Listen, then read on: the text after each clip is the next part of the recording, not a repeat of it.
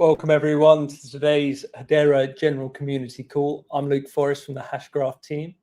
In this series, we're going to explore how Hedera empowers its ecosystem projects to deliver real-world value. So today we're joined by Sachin, co-founder and CEO of Xeni, a white-labeled travel platform that settles every booking on-chain on Hedera. And also Jonathan, Chief Product and Strategy Officer at Sealcoin, a DePIN platform enabling autonomous machine-to-machine and AI agent transactions on Hedera. Let's kick things off with some quick introductions. Sachin and Jonathan, if you could join me on stage. Hello. Awesome. Hi, nice to meet you. Hi, Luke. Lovely to meet you both. Sachin, could you give us an introduction, a little bit about yourself? Absolutely. Thank you. Thank you for having me. Nice to meet you all. Nice to meet you, Jonathan, and the entire Hedera community. Super happy to be back here. Been there a couple of months ago. I'm founder and CEO of Xeni, building a travel infrastructure layer, powering major super apps and enterprises. You said white label community. We're like no longer serving too much of small people, powering a mega corps worldwide. Thanks. Awesome. And Jonathan? Likewise, thank you, Luke, for having me. Glad to meet you, Sachin, and glad to be connected to the Hedera community. Basically, I'm the Chief Product and Strategy Officer for Sealcoin, which is part of a large cybersecurity group, which does a few different things. Maybe I can show you quickly. We produce actually microprocessors that are deployed in many devices. We also produce identities that we can actually inject in the silicon. We launch satellites, and with Sealcoin, we created this decentralized platform that enables those devices and those machines to start interacting and transacting with one another, which means that another way to look at it is that we can actually inject a crypto wallet inside any machines that make them transactional, but also close to our DNA and cybersecurity DNA. We also make sure that each of these machines have an identity and a secure framework or layer, making sure that they can not only transact, but also transact safely in this environment. Awesome. Incredible. Incredible. Glad to have you both here. Really excited to dig a little bit deeper into both of your projects here. So Sachin, Xeni positions itself as a global infrastructure layer powering super apps and large enterprises to resell travel to their own audience. What problem in the travel industry settlement and distribution model made you realize this needed to be built on chain, and why Hedera specifically? Yeah, absolutely. Great question. Thank you, Luke. So think of travel, so just to give you a little bit of background on travel for the audience here. Look, the world's largest employer is travel. 330 million people basically are employed by the travel industry. It's the largest employer in the world. It's a 10% global GDP. So the problems are plenty, but the economy is kind of like, the ecosystem of travel is hijacked by pretty large players who are pretty much controlling the inventory. That means aggregation of inventory and the distribution, and the payment layer is also controlled. So travel is the largest cross-border payment problem in the world in terms of security, in terms of fraud, in terms of counterparty settlements. Aggregation is also a cross-border aggregation. You have more than 2 to 3 million hotels or vacation rental, or people are purchasing the travel in different currencies, and it needs to be settled in different currencies between multiple parties. So the aggregation problem, distribution problem is also huge, because you're not only aggregating, you're distributing. So aggregating the hotel inventory, aggregating the flights inventory, and distributing it to large players is also a major problem. Solved by a couple of players, but in a complete isolation and in benefit to them. So there are 3 to 4 major angles in travel. Xeni has basically built the infrastructure like Jonathan explained here. He's embedding the wallet for the machine.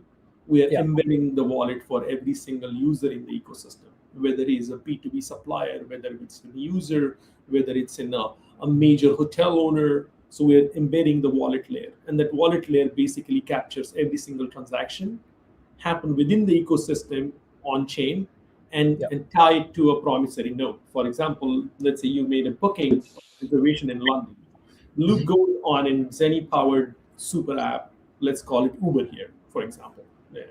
He goes in Uber, you book a hotel in London. Now what happens is there are 3 counterparties: you, Uber, Xeni, and there are more, which you don't know about. The hotel itself, or there might be a supplier in between who is giving you the inventory, and it needs to settle into that currency. So if everybody has a wallet, we can create a smart contract around the transaction, and we settle these parties based on the cancellation rules. So you don't have to chase your money. If there is refundability, people get paid, and they don't have to send invoices to each other. So it's a change in water flow method from collecting the funds by one party to another. We are basically saying fund stays in a virtual escrow in a crypto wallet, and it gets settled based on their commission structure or however their business agreements in between each other, and it's all encrypted. That is the major trusted third-party layer ecosystem was provided by Xeni. To get to that, we had to, and I don't want to give a long answer, but to get to that, since the problem is so complicated, we had to rebuild the entire travel infrastructure from ground up, whether it's an aggregation, distribution, and the setup.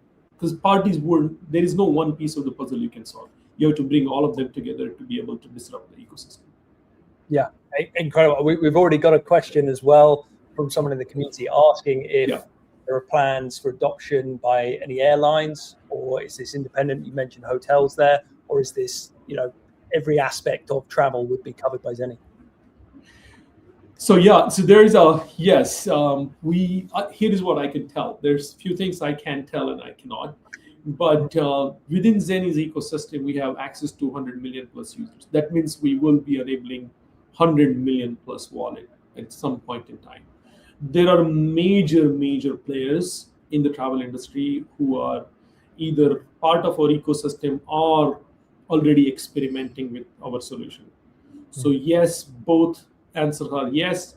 Cannot disclose the name until we're fully ready to roll it out. And there is a major component, I will give a little bit hint to the user or the community member who asked this question, is we are planning to do something in the rewards and loyalty sector. It itself is around $140 billion US economy in just in US. That's the loyalty economy, and it's super siloed, and it is very much completely controlled by the brand. They devalue it. It's almost growing 13.1% per year. So it's going to get to $60 billion from $28 billion, just the software value of the loyalty programs. So we're basically removing a lot of barriers and creating a whole unique universal loyalty system, which will allow the wallet holder within our ecosystem or outside of our ecosystem to be able to tap and redeem the points across any airline or across any brand, and the value will be always protected. So making the owner of the loyalty as they control it, not the brands. So it's a pretty exciting phase for our company where we have a massive ecosystem coming to Hedera. There are major reasons we use the chain. The most important for us was the cost of transaction, speed of transaction, finality of the transaction, because we have to split the payments between multiple parties. Yeah. So that's your answer. But yes, we are in conversation with. Incredible. Yeah, I'm looking forward to that announcement as well when you make it. And we've actually got another question as well. It seems you're very popular today. Zoid here says, when will Xeni scale? Also, are the partners listing Xeni or using their company names without showing Xeni as a provider? So we started out as being a completely on the backend layer. So we never wanted to come in the front and put our names. So for example, there is a massive super app. It's a somewhat like Uber in Northern Africa. Okay, I wouldn't name name. They have millions of users, and we say your customer trusts you, your brand, you continue. We will take care of all of the travel infrastructure, pre, post, and right at the time of the transaction. So we have made all of our infrastructure extremely white labelable, so the brands don't feel threatened. We don't bring ourselves out in the market unless it's a request from the brand itself. Yeah, understood. So we are powering pretty large customers across the globe in 75 countries, more than more than you would imagine in different currencies, So That's right. And there's a follow-up question here as well, asking if this will allow for cheaper airline tickets, or will providers keep the spread? yes. So we are the largest aggregator of all of the travel in the world, whether it's a vacation rental or anything. So when I say cheaper airline tickets, it's not. So I don't know how many of our community members know that airlines lose money by selling the airline tickets. The only way they make money is the loyalty programs. So truly, there is no discounts available on the economy and business class. But there are certain deals airlines lose a lot more money. So you just basically offer what it is out in the market. So we are in the business of passing all the discount to some of our exclusive members. We keep an eye on our Twitter account, X account, and LinkedIn to hear the announcement where they will be able to get those access to cheaper tickets, cheaper inventory. It could be from anywhere between 5 to 60% savings in hotel booking. We have settled more than $15 million within Hedera ecosystem, just in the pilot phase in the last 1 year alone. Yeah. Wow. So, hopefully that answered your question there, Zoid Pilot. Feel free to put anything else in the chat. And if anyone else has any questions, just feel free to put them in the chat, and we'll bring them as they come in. And Jonathan, so before Sealcoin, you led Vetri Foundation focused on personal data sovereignty. How did that experience shape your thinking about machine sovereignty and autonomous transaction? So basically with Vetri, which was one of the early ICOs back in 2017, we're focusing on giving individuals ownership and control over their personal data.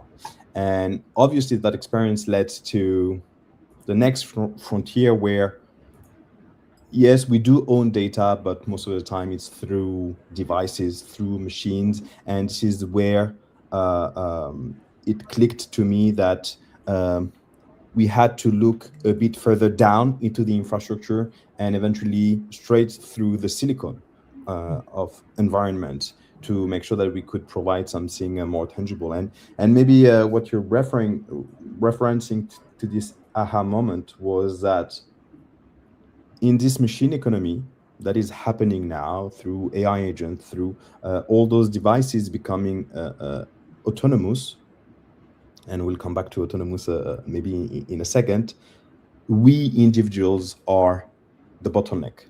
Mm-hmm. Okay, we need to get out of the loop to make sure that they can actually start doing things that we cannot apprehend, we cannot work at that speed. But for this to happen, we need to make sure that the infrastructure lays the ground for a safe environment. What it means that you might have a hardware layer. It's not mandatory, but you might have a hardware layer. It depends. If we're talking about your router at home, it's very important that they are protected by those type of devices. And this is why Cisco is one of our largest clients. In any Cisco routers, you would have those secure elements provided by us or by the group or by any other one in the world. So depending on the device, you might want to have that, those microchips. But then the layer which Sealcoin enables and which is mandatory for everyone is making sure that any of these devices will have what we call a certificate of authenticity, which means, in other words, just an identity. This identity serves two purposes: making sure that the device or the agent can authenticate itself whenever it has to transact with an API point, with another agent or another device. That's very important, okay? Specifically, if you want them to start transacting on your behalf and giving them access to your money or your data. So that's very important. And the second point is you want to make sure that you can claim the ownership of those activities. And the counterpoint of this ownership is, I think we all need to make sure that these machines have accountability in the infrastructure. And this is exactly what we're providing. We're providing an infrastructure where you can actually register all of these devices.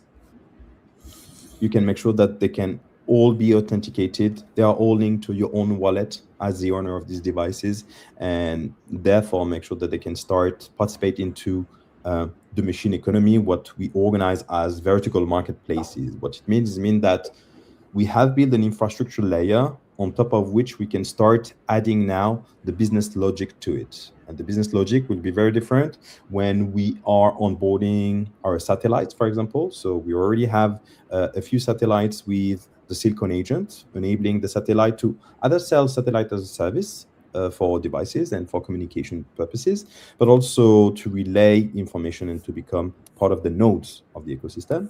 And it will be very different if you have, for example, let's say a solar panel that you want to register and your neighbor has an electric vehicle. You want them to be able to transact with one another. Services, most of the time, is going to be energy. Okay. Yeah. And you want to make sure that those devices belong genuinely to those individuals, make sure that they can authenticate themselves. And actually, obviously, we also provide the settlement layer through our own cryptocurrency. And this is why we have this hybrid, but maybe we can come back to that later, hybrid model where we provide utility, which is security through identity and access to those use cases, but also a payment layer, which is given. I mean, it's obvious to us in the crypto space, but to the outside world, machines do not have access to money yet. Mm-hmm. They have access to a bank account, which is not designed for this machine economy, and this is what we are obviously designing on top of it.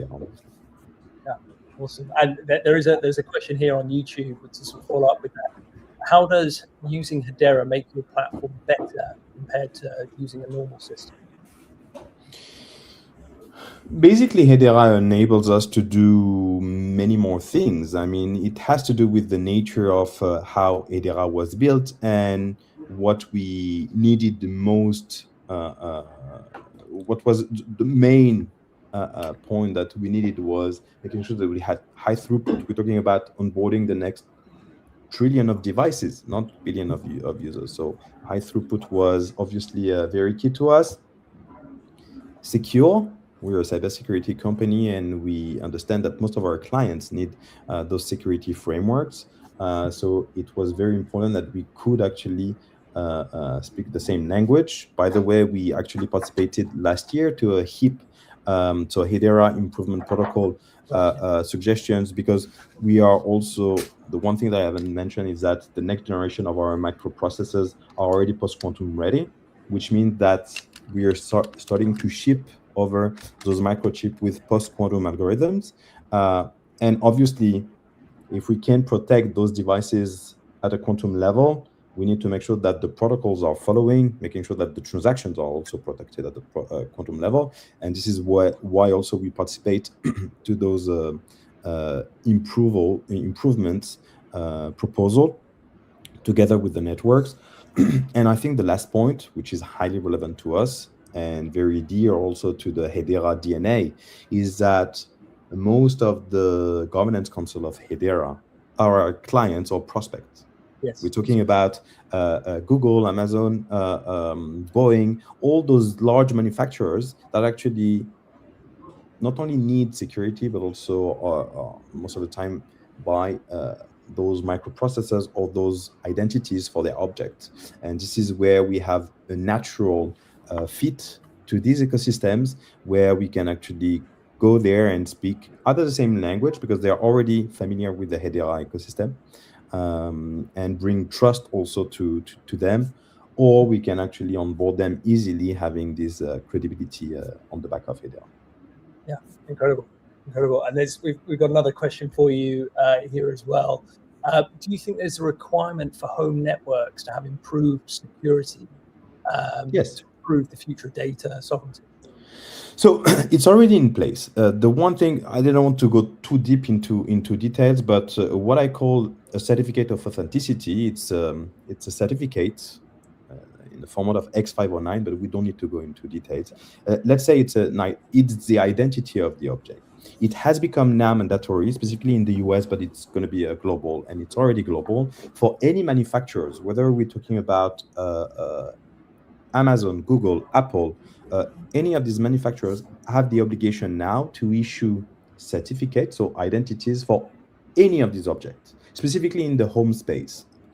They came together creating the Matters Alliance, so Matter certifications.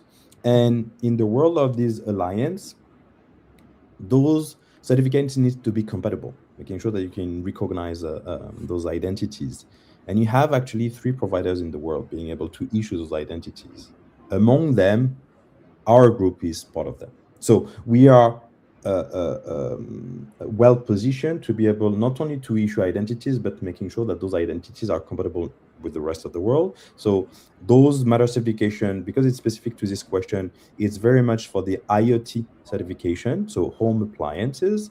But similar to that, you have the equivalent with GSMA for our phones, which there you have only 2 in the world recognized, among which we are, again, one of the providers. So again, we're talking about billions of those certificates. To date, we issued 4.5 billion of these certificates already in the world, which it's not like it's an add-on services or it's a nice to have. It's a bit like similar that I have an example that would speak to everyone. We used to use web pages with www.yourwebpage. Now it was HTTP. Now you have HTTPS website. This S website stands for security, where any of these websites have the obligation to be able to claim the ownership of the domain name to have those certificates. Those are exactly the same. And this is where, whether it's a physical machine or a digital machine, think of it as an AI agent, you are required to provide those certificate of authenticity, making sure that you own the device or the machines. This is exactly what we provide. That's right. And that HTTPS is the sort of like the SSL certificate, the X509 certificate, isn't it? And that allows exactly the same. And that's exactly the same technology that what we do in blockchain. Those certificates are nothing else but PKI services, public key infrastructure, where you have a public and a private key. Those microprocessors are nothing else but a vault that can keep those secrets, public and private keys. So adding an identity inside of the object or a crypto wallet is actually the same technology, plus or minus. But we are talking the same language, and this is where we could actually, a bit as Sachin was describing, we are verticalizing the whole value chain in making sure that we can actually provide everything the infrastructure needs, okay? And that eventually can conflict sometimes with the decentralization vision that we all have, okay? But we can actually provide the whole value chain and make sure that then each of those components can be decentralized. Yeah, incredible. Yeah, super. Really a lot of learning. Amazing. Great job on this, Jonathan. Even explaining this is pretty complex, right? But it really impacts the day-to-day lives of people when you have a secured infrastructure built with a very crypto native elements embedded into the device, and then you bring that utility further up. It's a lot of hard work, a lot of impact, even having people to get to buy into it, and then they realize the value and benefit 10, 20 years later or 5 years later. Hedera is definitely getting embedded into this kind of ecosystem. I'm just so happy to learn this whole thing from you. Thanks. Yes. Really cool to see. Sachin, so Xeni has been described as the Shopify of travel. When you were evaluating which blockchain to build on, what specifically about Hedera made it the right fit for settling travel payments at scale? So when we're looking at, so number one, why even we needed the blockchain? I did give the answer in the very first part of my question. Like, you have a lot of parties and everybody owes money or data. So there is no single source of truth sitting on travel. And if you remember a couple of years ago, if you would be having a hotel confirmation number coming into your booking, and you go to a hotel and say, hey, could you find my booking with you? And they're like, oh, let me look at it. Oh, yeah, this booking number doesn't match in our system. And you're like, that's stupid. And then, can you contact the guy you booked from? Now imagine their centralized server never sent, there is no exchange. They just gave you the reservation, and then the hotel has that confirmation email sitting in their email inbox, and they don't know how to put back. So there is so much of, there are multiple pillars in travel. They're broken and they're not talking to each other. So the way we decide to try is a system which will create a single source of truth for all the information, whether it's a transaction, whether it's a booking confirmation. And we also want to definitively know what would be the cost of it, so that all the parties have equal responsibility to share the cost. Now imagine you have a fluctuating gas rather than a peg to a dollar system. You have to pay 5 cents or 10 cents on each transaction. You would make sure the commission or the split of that transaction goes between the party as agreed in an agreement or in a contract value. You just can't have a fluctuate. Like, there is so many things. So most of I know a lot of people use the payment processor like Stripe and all of that, and then there is an option. Oh, you can choose the fixed fee, or you could go with the variable fees, and variable is always a scare for people. So same thing with the businesses. Businesses want to definitively know what it is going to cost them. So that was a major reason why we chose the Hedera as one of our choice of L1 as an Hashgraph. The second important factor, other than price, was it's also the finality, TPS. It was very fast. It was critical. Third, I would say for us, it was super important. Let's say tomorrow the cryptography changes, and now there are quantum computing coming and going to break this tech. How would you go and change the private keys of these customers? They all are extremely vulnerable. So you have to have a council-like structure and a deep thinking process that private keys or public keys could be swapped without disturbing the underlying businesses. If I go and tell, like, think about what is happening on these airline softwares. They're running all these softwares. They're written 20, 30 year old. If you ask to overhaul them, it's a massive project. We wanted an easy, scalable blockchain solution or Hashgraph, which is rather a unique solution which achieves the decentralization, but have a certain control at the council side where they can continue to guide Hedera to a much more, I would say, valuable ecosystem for all the participants. That was a major driver for us. We went through in a lot of details how so every network we have validated against Hedera, and it came out very shiny. Awesome. Glad to hear it. And we've got a question for you here as well that's coming through YouTube. Do you see platforms like Xeni changing how travel agents operate, or mainly helping them compete with larger booking platforms? I think you may have touched on this earlier, but it might be good to I have a huge take on that. And then, of course, Jonathan's network of identifying the technology of systems, right? So you have ownership or a digital identity set. So the way we're looking at it is we're bringing, of course, nobody is untouched by the revolution AI is bringing into the ecosystem. So I see the next generation of travel agents are technically an AI agent. So Luke and Jonathan would go, hey, I know London super well. I know New York great. I know these are the best places I think people should go who love drinking beer or eating pasta or going to this awesome pizza or whatever that is, right? And now Luke built his own AI avatar agency. Now what he needs is this knowledge, this agent has a knowledge, should be able to make money off of this knowledge. It's a skill. It's probably the skill of a travel agent. They are super expert on Hawaii as a destination. So we are going to give AI agents and the travel agents and avatar agent, their clone, digital clone, who would not only build and bring the businesses, they will make the money for them while agents are sleeping. And they would only take the cases which are too difficult. So next generation of travel agents is like themselves bringing the knowledge to their closed user group. And agent's job is to bring the users who are looking for exact same matching or looking for an experience, then the value could be driven. What Xeni is bringing to the table is think of let me give you a little easier example. Think of like a coffee shop run and operated by bots. Now, that coffee shop also has one option to bring the customer to the coffee shop, and you own it. So we are now building the ecosystem where agent can create their own clones, and they will bring the customers, they will serve the customers, and they will make sure the customer gets the value out of every single transaction.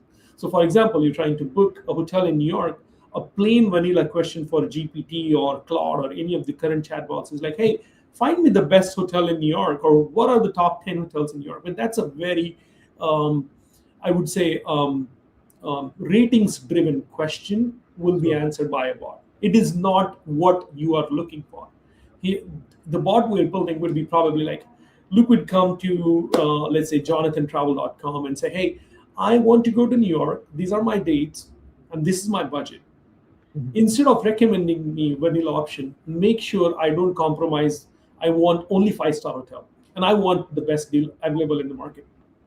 Yeah. So now the Jonathan Travel, which is the agency you're visiting, will go and make sure the Luke is taken care from point he raised the question, goes and finds the best deal across the ecosystem, because we have that distributed wholesale channel. So probably you might get, let's say, 4 Seasons downtown in New York City for a $1,000 night, but the hotel next to it could be the same value, $300 cheaper at that point in time. You would want to take that.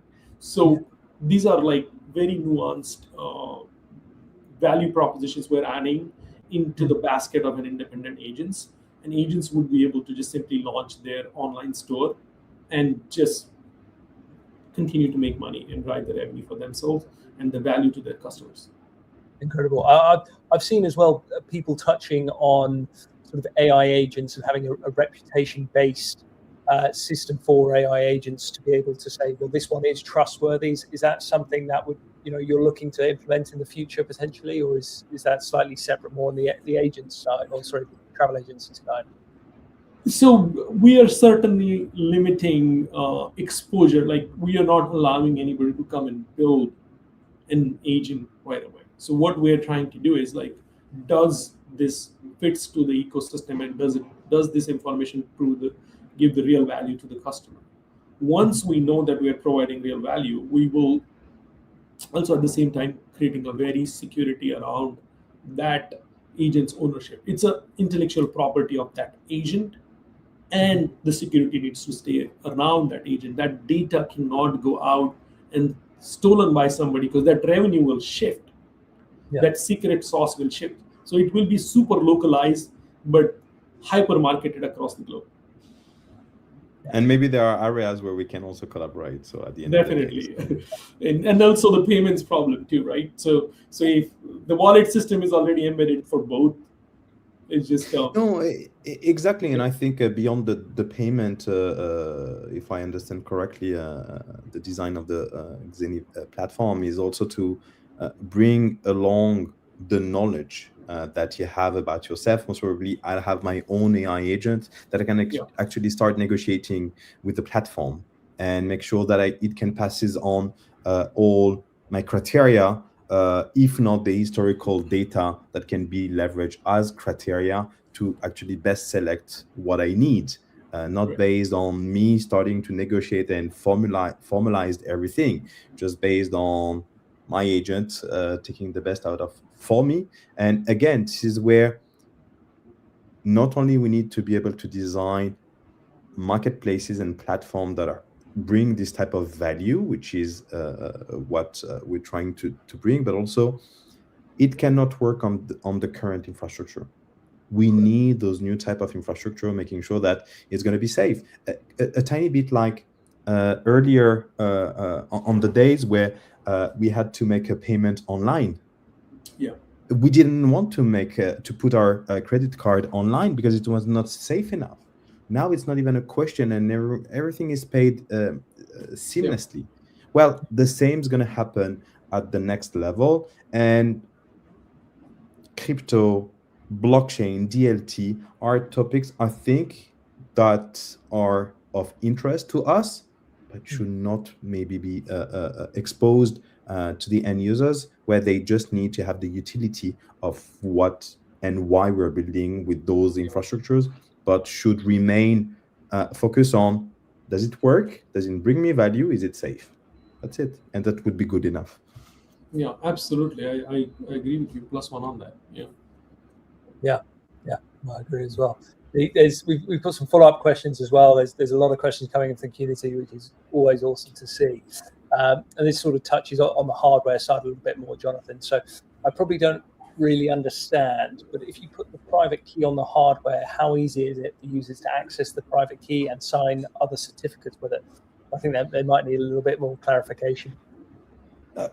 It's going to be very simple answer. You control the device, the physical hardware, through your wallet. So you would receive notification on your wallet, and then you can sign things directly from your wallet for the device to actually sign transaction on chain, so on and so forth. So it's actually seamless and much more convenient to own your own wallet and make sure that you can control your devices that way. Obviously, we have also a platform where you can revoke those certificates, control the deployment. We're talking to large corporates that are deploying fleets of devices. We're talking about 1,000 or even millions of devices to be deployed in one go. So we have also the platform to do that. But at the end of the day, you want to be able to do two things.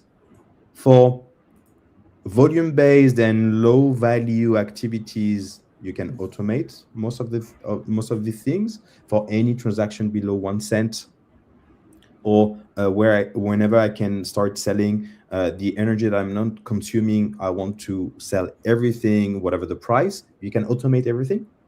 And for other sensitive transactions, that's going to be very personal. You design when you want to validate things manually through your crypto wallet. Awesome. Thanks very much, Jonathan. We have another question for you here as well, and I recognize his name as well because I know he's competing in one of our hackathons, so this could be related to his project. So it's from someone here called Emmanuel. If a team is building decentralized infrastructure to verify real-world data like electricity consumption or billing, what lessons from Sealcoin and Xeni would you recommend for ensuring scalability?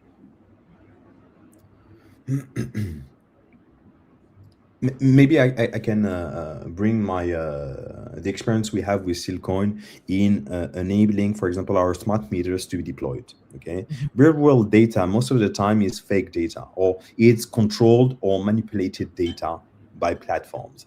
I'm not saying that all this data is bad. I'm just saying that today we haven't tokenized trust. Okay, this data belongs to the service provider, the utility providers, and they can give you anything besides the meter counting the energy that you consume, obviously. What we want to do is make sure that the actual device will sign its own data without the owner being able to manipulate it, or without the platform provider being able to control it. And this is where we want to make sure that we create an oracle of premium data, which relies on a secure infrastructure.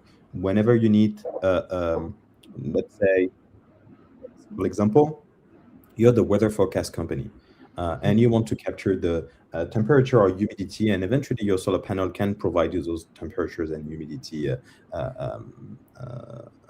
points. Instead of deploying your own devices that cost a fortune to purchase, to maintain, and to control the whole thing, you can actually start engaging with those communities to do that.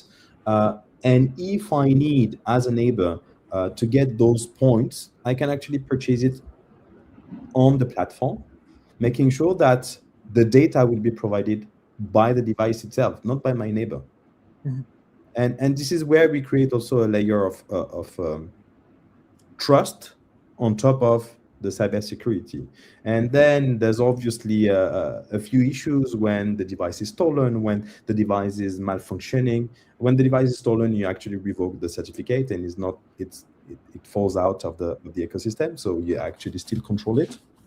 And when it's malfunctioning, we can create, and we're very creative in the blockchain space when it comes to game theory, reward systems through rating systems, also to make sure that you push out all those data points that seems incorrect. So we can design all those type of things. The sector is very again creative there. Awesome. Thanks very much for answering that. Sorry. We've got another question here, and I think this is probably either one of you guys can pick this up, so whoever wants to answer it can. Do you see blockchain-based payments eventually replacing traditional money systems, or mainly improving the infrastructure behind them? I think we did touch on this a little bit, but it might be good to explain that a little bit more for this question. I can go if you want. So it's actually, I'm seeing it's happening, right? And it's a much bigger problem for me. I've been in travel since the last 4 years. I've been a serial entrepreneur. It's a huge problem for me to either settle people in different currency and different location, different time zone, settle them on time. So people would rather prefer that ownership and the scalability, which is like finality of the transaction. I got my money, yeah, good. Is current parallel layer servicing the customers, B2B business size customers? Yes. As fast as we can get our KYC layer or KYB layer business side updated faster, I think people would want to stay on chain as much as possible. They will only go off chain in terms of payment only when they have to probably carry a suitcase full of cash and give it to someone else. Otherwise, you wouldn't need anything, because if you could just buy with the crypto money everything else, and there is a trust in the fund, and which is we're seeing it, many $1 trillion are currently being processed, volume, and settled in crypto. So yeah, I think it is the place. Fully aligned with Sachin here. I would add to your KYC and KYB, the KYO that we are starting to integrate also, because similar to know your client and know your business, where you need to make sure that you know the entity you're the counterparty you're transacting with. Sooner or later, you will want to know the device that actually comes into the transaction, and make sure that it has been onboarded properly. So that's one aspect. And coming myself from investment banking and following what's happening on DeFi, we see that blockchain is maybe not yet replacing, but used as a backend infrastructure for the traditional rail, specifically for FX. And because we have so much more efficiency on top of the cultural and vision approach that we have with non-custodian wallet, where your money belongs to you and only to you. You don't need to actually give it away to someone to manage it for you. That brings a lot of democratic values on the table, but I won't jump there, but I think they are highly relevant. I think besides that, we can gain in efficiencies a bit everywhere. It's just that we still need to replace a very well-oiled infrastructure with big interest, and also with big machines. You cannot replace those big machines in one day, and it will take time. But we already see that blockchain solution and DeFi solution can actually pump and fuel the traditional ecosystem. Yeah, awesome. Yeah. I want to add one thing on that, Jonathan and Luke.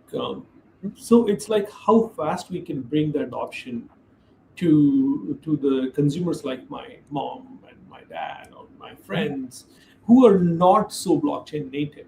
And that's the major reason. The way we embedded, you wouldn't see on Xeni.com or any of Xeni's where we are talking anything about blockchain or wallets. We just gave it to them. It's like your email and username and password, and we're like, okay, all right, you want to own your wallet, this is it. Right now it's custodial, but as soon as there is funds in it, you gotta have your own wallet, and this is how you do it. So we are kind of like training the users without knowing them that you are actually on chain. So many of our customers, millions of our customers, are actually using it without knowing it. And they will soon realize it the moment we launch our new product. Hey, now I can own something and I can get something redeemed in exchange of this. They will realize very soon. So, yeah, awesome. Yeah. And I've actually got a question sort of following on from that as well. So, if you could walk us through sort of what happens under the hood when someone books a trip on Xeni. How do you integrate that with Hedera? Yeah, so let's take an example of a trip. and I'll take a very common city of one of the world. Luke is going on one of the large OTA. I will not name the names, but OTA means online travel agency or app. Yeah. You go to a system where you go book $10,000 worth of travel booking. $4,000 is your flight, $6,000 is your hotels and cars. Okay, so now you have three elements you booked in one shot, $10,000. You paid your money to that one particular platform where you made the booking on. Now they control that $10,000 and they gave you the confirmation. For you, the transaction was over, but they have aggregated that inventory from someone else, from A, B, and C players, different industry players, or airlines, or hotel, or car rental companies directly. It's a many different ways. Now they have to keep their commission and split that money with these three different suppliers. Let's say you booked British Airways, right? Now you paid in dollars, and British Airways needs to get settled in pounds, right? And your trip is today. You made the reservation, but the British Airways is not going to get the money today. They have to fly you. They will get settled 30, 60 days or whatever the settlement cycle is. And there could be a problem if you decide to cancel or modify. You have to wait as well. You might get a credit. You might not get the cash back because there are multiple parties involved. So think of it's like now Luke came to a platform powered by Xeni, and you spent same $10,000. And think of that $10,000 in a virtual escrow wallet, right? And now there is a hotel provider, a car rental provider, and an airline. All these three parties get their money instantly if your booking is non-refundable, right? They're non-refundable, they get the funds settled instantly, okay? I'm going to show you, I don't know if I can share my screen, if it's possible. I'm going to show you one image. I think it's possible, yeah. I can, right? So let me show it to you. So what is happening here in this case is basically all of the intermediaries not only get settled, we encrypt all of the data between the parties. I'm going to try share my screen and see if I can show you one of the window, okay? Yeah. So if you're seeing my screen, just let me know, right? Yeah. I think we've got to wait for for someone to bring it up for us. Okay. Yeah. So what is happening is we are taking all of the commission structure, booking ID, consolidator ID, travel if there's an agent or anything. We're taking all of the cancellation policy, transaction date, and we send all that information to the XeniPay SDK. And XeniPay SDK basically invoke the token system, and it will send, let's say, $10,000 worth of tokens to the parties, whoever are the counterparties. And they will only be able to redeem it if the booking is non-refundable. So they send the token back to Treasury Wallet, and then as XeniPay SDK send the actual transaction into the account. So we're basically, our system is built in such a way, it has, we use HTS and HCS both. So HCS is basically storing all of the data, HTS is storing all the transaction. And I'm going to stop sharing. But this is one of our proprietary source. Every single transaction is tied in multiple ways, and also gives the value to the user at the same time. All the ecosystem parties. Yeah, incredible. And so if you mentioned there about if a booking is non-refundable, or the airline and hotel be paid out or settled immediately. If a booking is refundable, where at what point does that then get settled for a hotel, airline? Yeah, so if booking, so now think about it, right? The booking is refundable, and now airline has a $1 million in refundable booking. So there is a massive opportunity ecosystem has where that refundable money airline can draw against that pot. Yes. And that's your DeFi element comment. Like, hey, this is my money, but it's sitting in escrow. Can I borrow against it? And we can bring the community and say, hey, all right, we know out of this $1 million, 50% would definitely get canceled, go back to the user's wallet. But 50% is a solid, steady chance that this will go through. Why don't we lend them $500,000? And I'm saying the hypothetical use case of the ecosystem, right? Why don't we lend them at a price, and the airline all of a sudden, or the hotel all of a sudden has a more cash flow into their account, and the users and the community is getting yield across that. And they get paid first every time the booking comes through. So the coffer will always be full. So we're building a next generation solution where the yield products will be available. There will be a unique value for all of the participants will be there. Because hotel today wants to go and ask for, like, want to find an operating capital for running their business. They would have to go and lend their physical assets. They can't go and ask bank like, hey, pay me against all of the future bookings, which is coming from 25 different sources. No, there is no mechanism available at this point. So that's unlocking a new digital economy, not only solving the current problem, but making that money flow faster, efficiently, and allow people to be able to own it. Mm-hmm. Yeah, incredible. Yeah. You don't even have to cancel the booking and call somebody. You cancel, money goes back to your wallet if it's a cancelable, if it's refundable. I think that's brilliant, and I think that's what collateralization of our cash in the actual money system today is deriving to, and what we can bring actually as an added solution. And the fact that all these capabilities are manageable through smart contract brings creativity up to the sky, where we can actually start doing much more with the security and certainty that it will be executed without having to have T plus X settlement, banks, intermediaries, counterparty risk, all credit and lending. I mean, we're talking about the whole industry and how our universe is working today, being not replaced because it will remain, but being affected with those simple mechanisms. And obviously, that's why maybe most of the people are wondering why so long, why it takes so long. It's because it's not, those are simple concepts, but affecting the whole value chain from the actual utility up to the settlement and back to your bank account or your wallet. 100%, right? So the value chain, it's not only building the infra, it's changing the user behavior and showing them it actually benefits to everybody. Because imagine one of the largest airline goes burst. What is it? There are a lot of downstream suppliers, parties get burst along with them too. So there is a loss of value there. Or an airline needs capital. They don't need to go and borrow from the market to stay in the business because they are already flying you today. But they don't have money for a month in the bank. That's it. Speeds it all up, instant, same day settlement. Yeah. So that these are unique plays blockchain is going to unlock. People are undervaluing the ecosystem it could bring once the adoption becomes faster. I just want to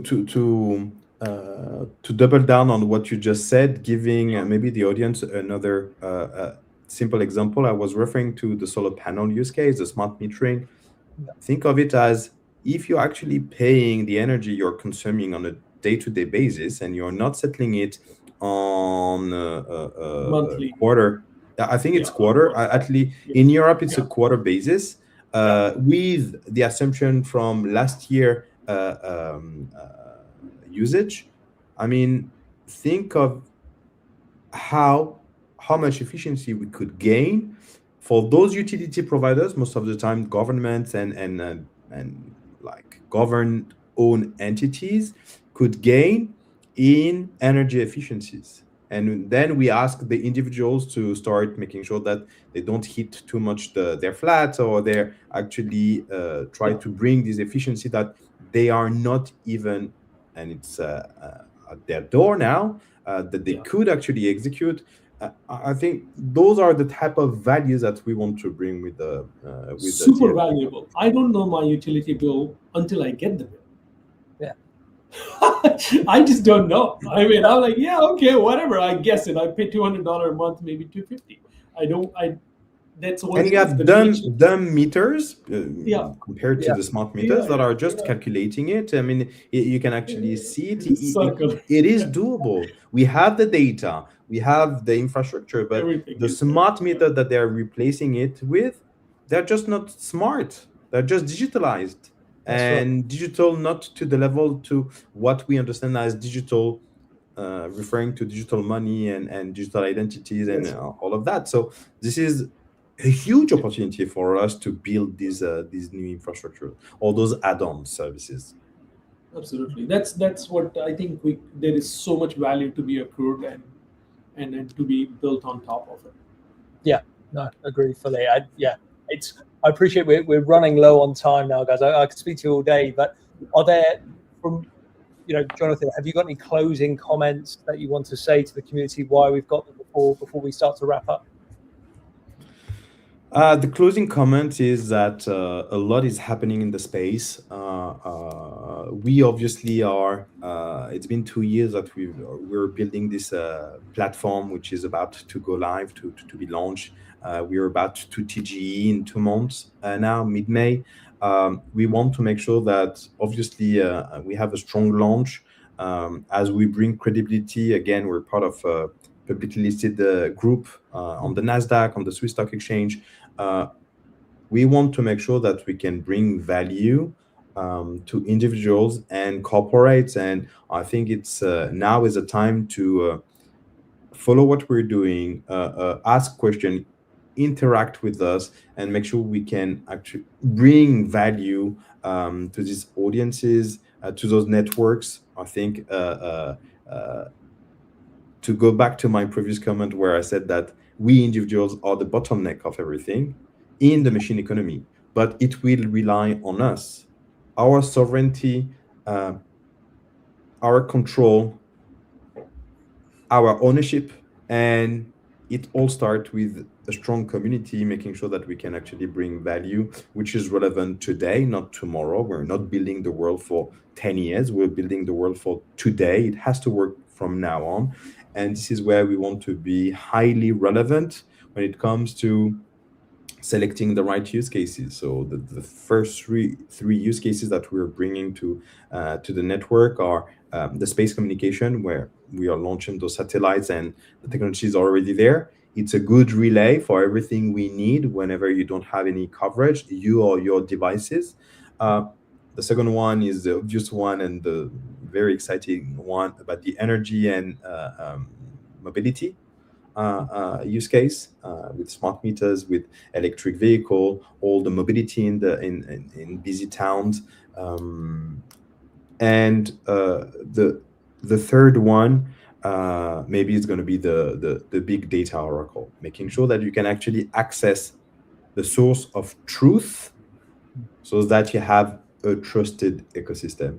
You want to make sure that the device you're interacting with most of the time is going to be your laptop, your mobile, whatever device.